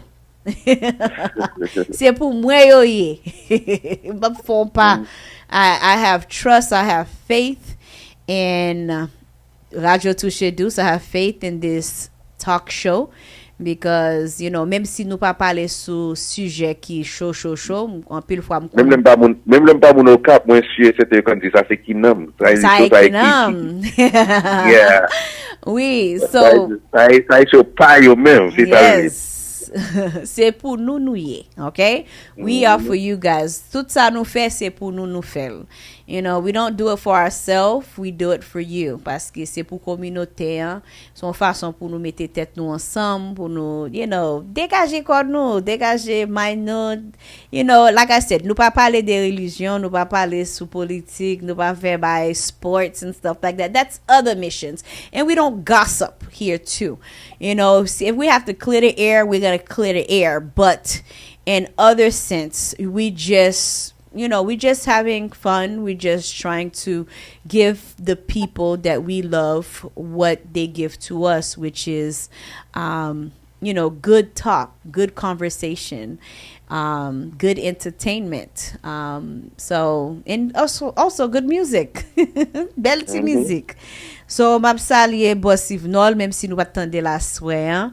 M connais li toujours demander pour Boss Yvnol toujours dit côté Vlad, côté Prince Charles, côté salut et monsieur Yvnol pour moi tout et ça c'est une fanatique vraiment pas jamais laguer chose ça pas jamais laguer jusqu'à présent même avec Queen Murray tout moi toujours gros coup de chapeau pour Queen Murray soit de Queen Murray à l'aise nous bon pile respect pour ça et puis pas que notre monde tout même pas citer non nous et nous toujours là dans cœur nous. Et c'est pour raison ça, nous toujours fait Hot Topic. Et puis, Dr. Jenny, mes amis, vous méritez un trophée. You deserve, wow, I don't know what else you deserve. Because si moi-même, t'es une monde qui t'a fait bagaille Haitian Music Award là, definitely, t'as mis Dr. Jenny là-dedans pour le trophée pour ça, on fait depuis, et depuis n'importe 5-6 ans, on fait ça là, sans manquer, wow. You do deserve a trophy. Definitely. Ah, that's so sweet for you to even say that. Like I said, fell avec tout kem. I'm not looking for anything back in return. You know, son love mwen vraiment gagné. Son love qui, you know, that's, you know, deep in my heart. It's how should I say it? Unconditional. So I'm not doing it for any rewards. I'm doing it for the love of my Haitian people, of my black people, of just, you know, just making sure that you guys get what y'all want. Just like DJ AJ 305, you know, li fait ça la fait pour love que li gagne pour communauté haïtienne, li connaît tout moun reme musique haïtien, la continue jouer musique haïtien non-stop. So with that being said, m'a tout parler sous quelques promotion parce que, you know, m'pap kembe nou trop temps, and I know DJ Vlad, and this is your first night back, and m'pa vle décourager pour pas faire ba yo dans futur parce que je suis supposé finir à 11h même si nous t'ai commencé à 10h something, you know, just so that, you know, just to give you some encouragement so you don't feel like, you know, you don't want to do it again in the future. So ma tout commencé by promotion yo, some advertisement, just to pay some bills, avec bill yo na paye, and just pour moun yo connaît ki kote yo ka ay pour plaisir, because it's gonna be Labor Day weekend. It's Labor Day weekend and everybody's gonna be looking for something to do.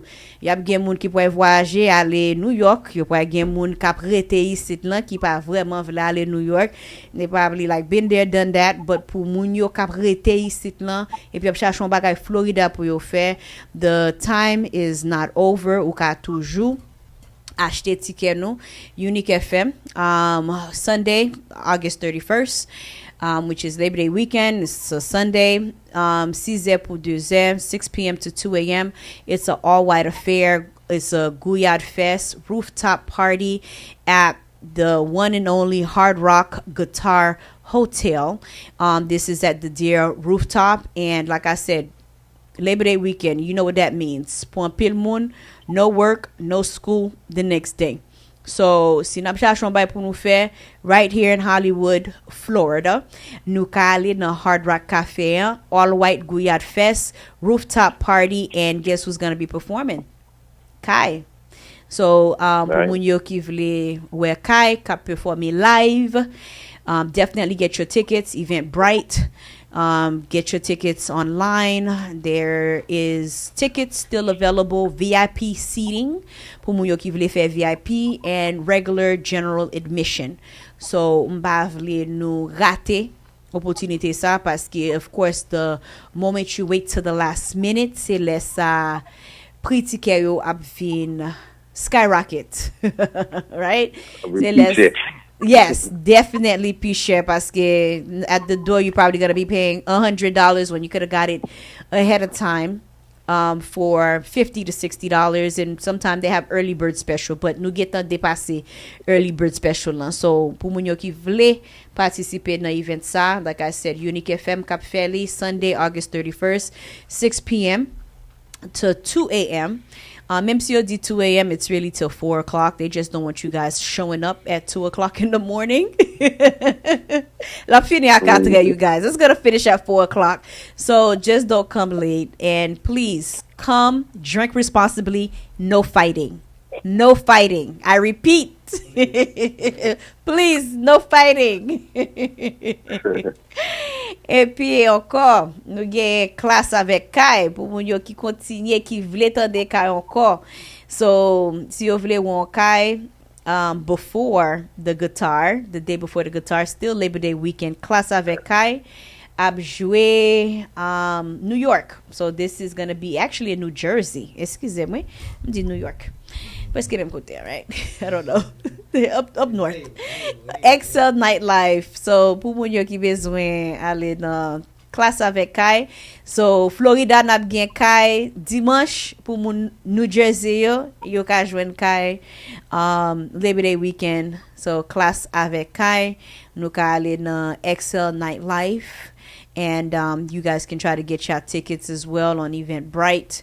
For those of you that are traveling, or for those of you that are already up there. Pagati event sa. Another event that I have here. It looks like, what is this one? This is all the way in October, but nous ka parler souli. This one's all the way in October. So this is a charity ball event. This is the first year, October 10th at the Ramada Hotel. So class is going to be performing, and it looks like the tickets are up there because it is a ball. So I believe the Dress to Impress, and tickets are up to $200. So this is a sophisticated event. It's a charity event, so definitely pour moun yo kreme ale nan CD by Sayo, MJD Wellness and Community Center is having their first year charity ball. So parate event sa, you can always contact Radio Touche Douce for more information, ticket information, etc. Or you guys can call the number that you see on the screen. All right, so nou genye yon movie premiere.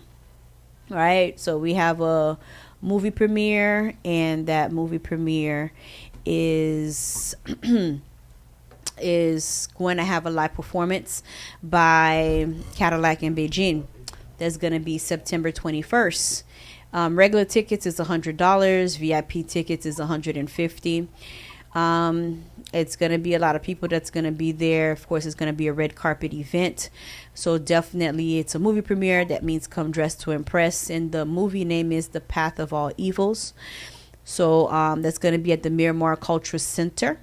Ou ka kontakte ni meu téléphone nou wè sou on the screen, which is 561-503-0035, 561-503-0035 pour ticket.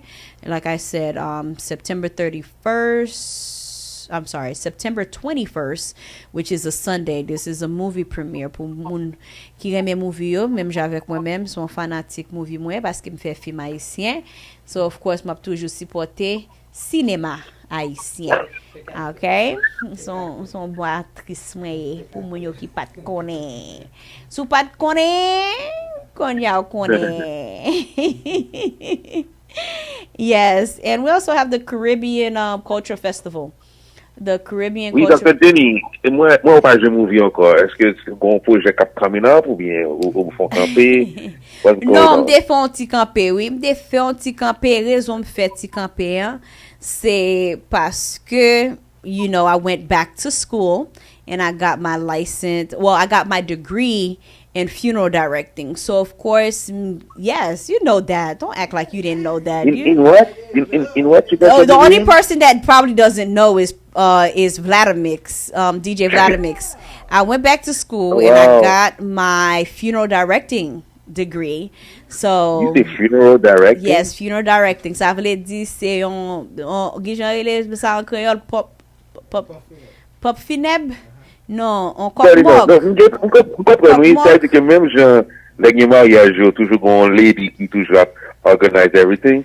So someone moved out who organize their funeral for them. I can definitely, that's what funeral directors do. They organize funerals, they direct it, they, you know, whatever it is that you need. I would never imagine you would choose that field, but that's great. Listen, it's a calling. It's something, it's money.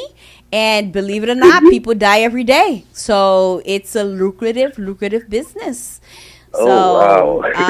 Yeah, and what made me think of it was COVID. And, you know, and like I said, you know, I always want to see families get buried, of course, with dignity and respect. And, you know, you always hear some of these horror stories. And I used to be one of those people that people always come to when they had questions or if they need help with burying their loved one, you know, putting their loved one to rest. So, ba yo différent, tout ba yo fait différent. Côté ou wè haïtien wale nan yon funérailles ou wè que yo vle bay yo very mellow, very sad, everybody, you know, yo gen lot moun yo di non, mba vle funérailles mwen kon sa, mvle funérailles mwen kon mon fête. I need people to be partying. I want you guys to send me off with a bang. Like, you know, c'est comme ça yo fairly in other religion, in other, you know, nation. So, you know, m'apprend un pile bagay. M'apprend un pile bagay, ça veut dire m'ka servi by service pour un pile qualité moun, right? Different type of people. So yeah. So with that being said, that's one of the things. And then not only that too, m'fait grand compte, I just learned something. Bay sa te fait vraiment fâché. M'pas vle parler sou li, but bay sa te fait vraiment fâché parce que m'te fait un gros film avec yon moun et puis konya moun sa a fait menti sou moi. Même si moun lan pas cité nom, même j'aime pas citer nom moun lan dit yon bagay comme si qui pas vrai et puis moun la fait comme si pas vle faire part 2 avec moi. On partie 2 non film qui était sorti, li dit oh si m'nan film nan li pas fait. Vous entendez si m'nan film nan li pas fait. Et puis film nan c'est pas pour lié. Film nan pas pour you don't put a dime. They paying you to be in the movie, just like they pay everybody else to be in the movie. So who gives you the right for you to make demands of who you want to be in the movie or not? Et puis c'est moun sa y a fout dehors no film na. They're gonna put you out of the movie. They don't want you in a freaking movie because they ain't signed up for that. That's not part of your contract, because when you sit there and you do stuff with people, everything c'est sous contrat, right? Like you don't make demands. It's not what you want, who you want in it. Like you making too much demands, other demands, and then not only that, you making lies. Ou chita ou mute so on live wap fè ou menti, and then menti wap fè ou pas même di non acteur bien no film no. Like how you gonna call your own name out? You call your name moun la wap jouer dans film nan, c'est non ça wap di qui fait ça wap qui fait whatever it was that you said. M'pa même citer qui ça moun la di, because like I said, I don't like to entertain those type of BS, those type of drama, because moun sa yo you not m'pa reme bay yo attention moins énergie moins, because they looking for something and you're not going to find it through me. You want to grab my si c'est pas un monde qui dit moi ça, m'pa tap connaît, because I don't follow you. You're not important to me. You're nobody to me. You don't deserve. Bali. Yes, no, seriously, for real, parce que. But if you want me Bali, Dr. J, si yon moun qui mess with you, they mess with me too. So Bali. No, ça me paraît mais c'est les on moun fait mentir son l'autre monde. Sou pas avec un monde, right? You ou dit ou move on, or ou remarier ou faire petit with somebody else. Why would you make a lie about somebody else being with your ex? You see what I'm saying? Why would you make a rumor like that, right? Yeah. It doesn't make sense unless you still got feelings for that person. And it's some sort of like jealousy, like I don't know. Parce que moun la wè m'pa jam moutre li que c'est just parce it doesn't make it right to lie about the person. It doesn't make sense for you to lie about the person. Not only that, moun la ka wè that's why people fè la, oui, parce que en pile fois les moun yo séparé, yo me parler ex yo mal. Not only that, some people they just like to put other people down for what? Just pour yo ka monter tête chaud pour qui ça? Pour moi même di ket. Gèlè se kek promotion y a fait pour film nan k'ap sorti, but ask my permission. Mande permission moi avant sou vle try to make me look like the villain, right? Ask me my freaking permission. Don't sit there, and then that's the thing I don't like. Sou get so many followers, you doing this, you doing that. Why do you still live off of buzz? Why do you still have to do stuff to get people's attention to watch you and listen to you? Why? Ça veut dire pas jamais grandi. You never grow. You still live off of that same negative energy. You're fucking toxic. Excusez my French, but you are toxic. Yes, it is, definitely. Et puis moi-même, c'est pour ça, my aura always told me, listen, pas même parler avec moun sa. Don't even befriend this person.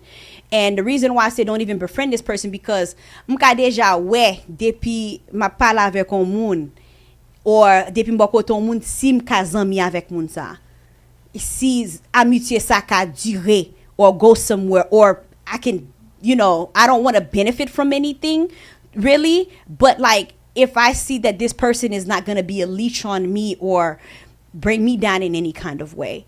Ou kompren sa m'a dit toujours garder tout ça. L'aime te fait rencontrer moun là, me dit c'est un film m'a fait avec moun là, c'est seul film là et puis that's it.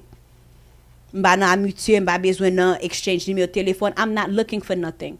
I'm not looking to get to that level of us having to go back and forth with one another. For what? Yeah. Like I said, m'pa citer non moun là. Pour moun yo ki connaît, yo connaît. Pour moun yo ki pa connaît, chercher connaît. But like I said, c'est pas zin m'a fait parce que chose ça pas sous zin, nous pas fait zin. But I just wanted to clear the air since you brought that question up, since you asked me that question. Pour qui ça, c'est pas peut-être ça m'a gérer business pas moi because ain't nobody parce que l'aime fait bagay là, c'est pas m'ouvrir jambe moi pour moi te joindre en position, pour moi faire ça m't'a fait, m'fait li moun yo ouais on talent dans moi. Yo hire moi, yo fait me faire un film. Me fait plusieurs films, comme ça me fait avec principe. Moun yo respecter, me quitter, name clean, nothing. You can't say nothing about me. There's nothing to say about me. You see what I'm saying? M'kachita m'fiete peut-être ça. M'fiete parce que m'konnais you ain't got nothing on me. Okay? So, depuis on moun pa ka vin avec récit, right? I shoot that bunda on côté. It be drop the mic after that. Drop it. Okay? Clear. But like I said, I love movies.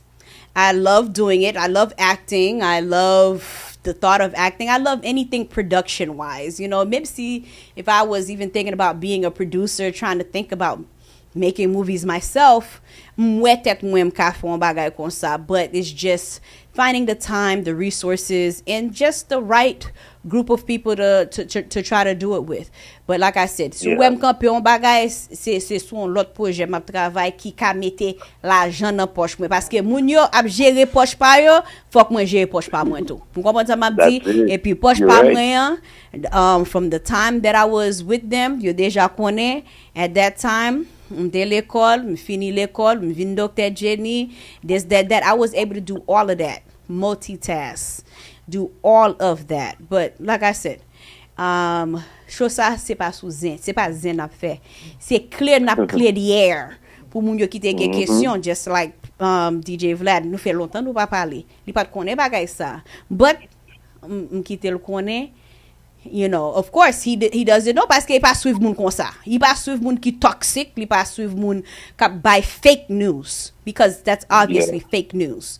So, m'te vraiment fâché l'aime vinn apprendre ça puis c'est dans semaine ça yo vinn apprendre bagay ça et puis pas chita bien avec moi because I don't like when people lie on me. Même si ou pas utiliser nom. Right? But it's the fact that some people can put two and two together. Right? That's fun. Yeah. They can put two and two. So what are you trying to do? You trying to sabotage me? You trying to cause other people not to want to work with me? If other people did want to work with me, like what are you trying to do? Yeah. So me moun ki me downplay moun. I'm all about lifting up other women. I'm about women empowerment.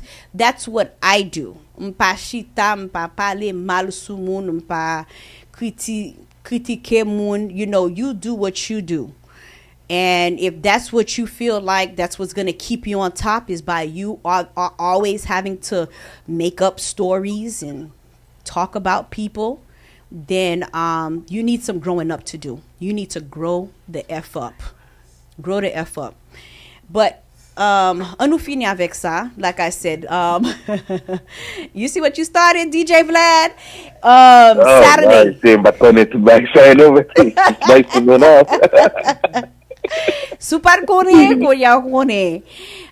Saturday, September 20th.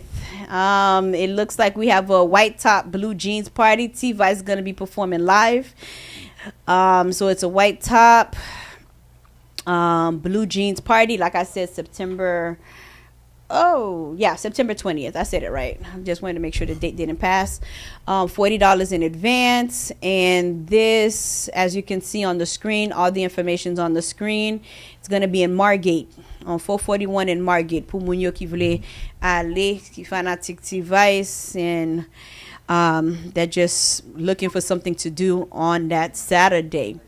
So, again, pour moun yo ki vle gade sa, or vle participer dans ça, don't forget, check it out. Holla at your girl. And just trying to make sure that I gave you guys all the event. There is another one on that same day, September 20th. It's an all-black affair.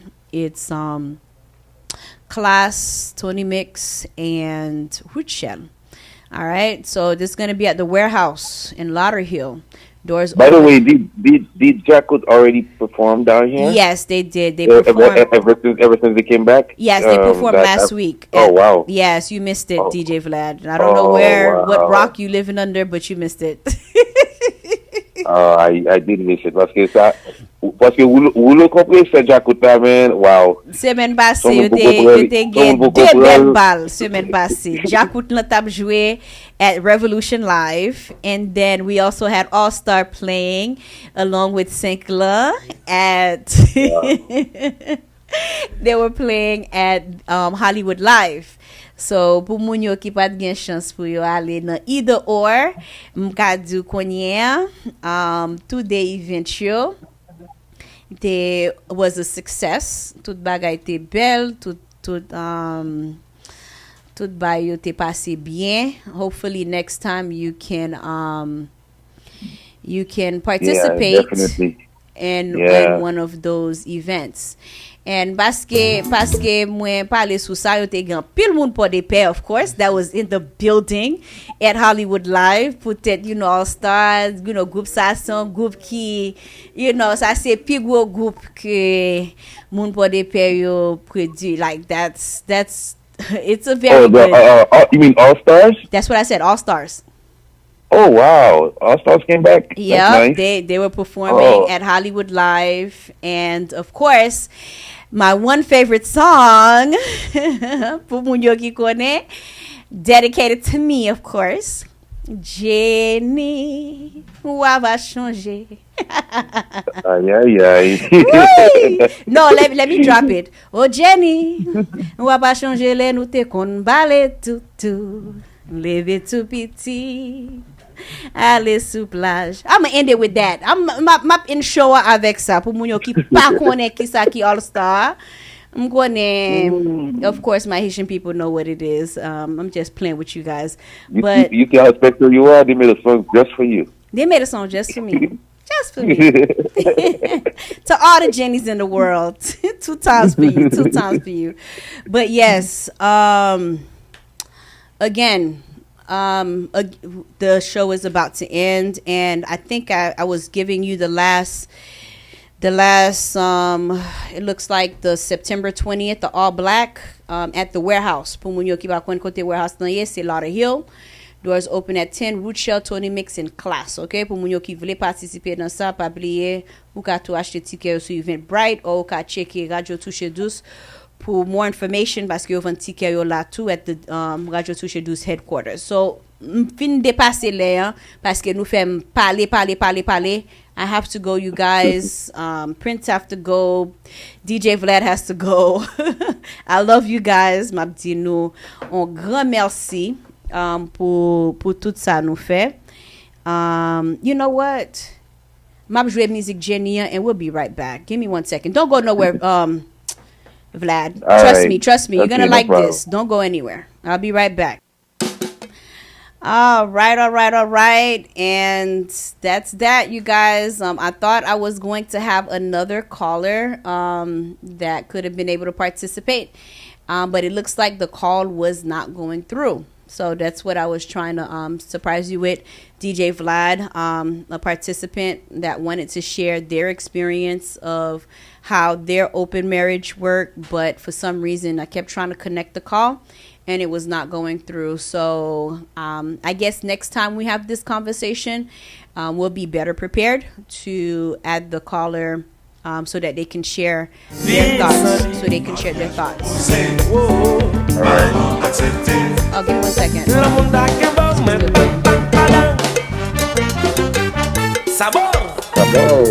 Give me 1 second. Okay, my bad. I had to stop that. But with all that being said, I hope you heard what I said. We don't have that caller calling right now. So next time we have the topic again, because of course we're going to bring this topic back, then that person would be more than prepared and ready to share their experience of how they make their marriage work, with it being open relationship and being Haitian at the same time. Wow, that's very interesting. Yes. So I really wanted that to work. We definitely need more of those callers to call and to share their, their experiences with us. Yes. So that brings it to an end. I ended it with Jenny. All Stars. Beautiful song, by the way. Thank you. I love that song. That's actually one of my favorites. And I don't know if you have any last words to say, DJ Vlad, to our listeners. Well, all I have to say is, first of all, thank you, Dr. Jenny, and thank you, Prince Charles. Thank you, the whole staff, DJ Paz, the whole Touche Douce crew for making it happen. Ma dit tout le monde un gros tonton merci qui toujours kembe chose ça, qui toujours fidèle avec chose ça, qui c'est hot topic, et nous souhaitons que j'aime te dire au commencement pour moi qui pas branché au commencement n'importe sujet que ouais qui nécessaire que vous avez pour nous discuter pour vous là, contactez Dr. Jenny, nous bien nous carrer les DJ Vladimix dans 954-709 2255 954-709-2255, et puis pour nous venir avec sujet pour lundi prochain ou bien lundi après ça. So, parce que Hot Topic, c'est pas seulement Dr. J, c'est pas seulement DJ Vladimix, c'est pas seulement Prince Charles, c'est nous tous que liés. Alors, c'est toute opinion matters, toute opinion importante. C'est ça qui fait que nous carrément pour choix apprenti beaucoup plus toujours, j'en suppose celle-là. Alors, c'est ça, m'a quitté tout le monde avec et penser ça. Et c'était DJ Vladimix, et puis moi, maintenant, pile, et until next time. Thank you, DJ Vlad. It was a pleasure having you. It's a pleasure reuniting, and it feels so good. And like I said, I hope it's not the last. Je souhaite c'est pas dernière fois parce que on remet bon poto, right? But so they wear bon poto aujourd'hui en tout. But I know how it is. I know how life is. Again, thanks to Prince Charles. Thanks to our audience, our live listeners, wherever you're listening to us on Facebook, YouTube, whatever device, Radio Touche Douce TV network, or online, www.radiotouchedouce.net. And we also have the app. So, Pumunyoki, follow us or go with us any and everywhere. The app, Play Store, and the what's the other one? Play Store and the Google App Store. Pumunyoka download the Touche Douce app so you guys can listen in all the time. Alrighty then. So until next time, I'm Sadie Il. I'm give a big shout out to Cairo. And this is the end of the show. So I want to thank everybody for listening. Thanks everybody for sharing the live. And m'a toujours dit mounio, fais pi bon choix, right? Fais pi bon choix. And whatever it is that you do in life, fais pi bon choix. Do the right thing, and you know, a bayou is gonna own up. It's gonna make sense at the end. So always make the right decision. Make your next move your best move. Good night, DJ Vlad. Good night, everybody. Good night, Dr. J. Good night, everyone. Thank you for having me. All right, bye. All right. Raison sous son drogue m'est addicté. Aucun bel esprit m'emprisonné. Me condamné ma perpétuité. Ouais qu'on est avec aucun protégé. Passer un pile temps à qu'il pite. Pas facile, je ne monde pour m'habituer. Ni pour retirer moi t'as marché fait. Dans l'amour, avant de qu'on a choisi, on y a senti dans paradis. Assurance l'amour garanti, chérie m'fait guérir à vie. Something nice, something good, c'est ça m't'a cherché. La vie m'balance, something balance, chérie avec un passé. C'est bi bon choix, choix, choix. C'est bi bon choix, c'est bi bon choix. C'est bi bon choix, choix, choix. C'est bi bon choix. Mbaka, maison. Même ça c'est celle là, pas paradis. Baka tu non mais combien film beaucoup. Mais ce bon Dieu, moi je n'avais qu'un coup d'amour. Follow me, gal. Wal moto l'amour quand plus belle que ça yon dit gal. Et même l'en gang, mon amour legal. Pour yon connaître le mot ça c'est pas folie gal. No. Something nice, something good, c'est ça m't'a cherché. La vie m'balance, something balance, chérie avec un passé. C'est bi bon choix, choix, choix. C'est bi bon choix, c'est bi bon choix. C'est bi bon choix, choix, choix.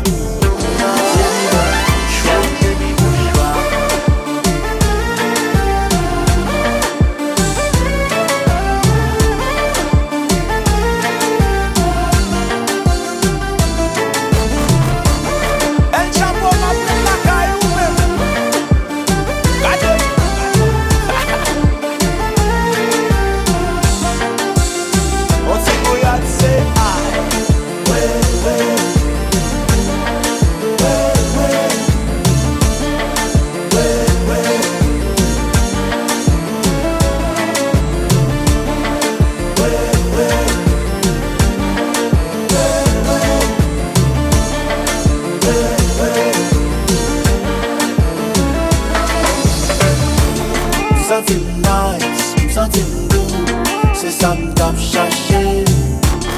La vie m'balance, something balance.